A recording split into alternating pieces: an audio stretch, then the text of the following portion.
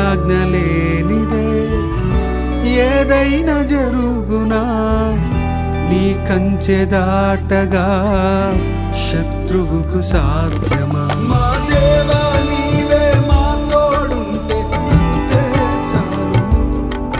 అపవాది తలచిన కీడులన్నీ మేలైపోవును. మా దేవా నీవే మా తోడుంటే అంతే చాలు. అపవాది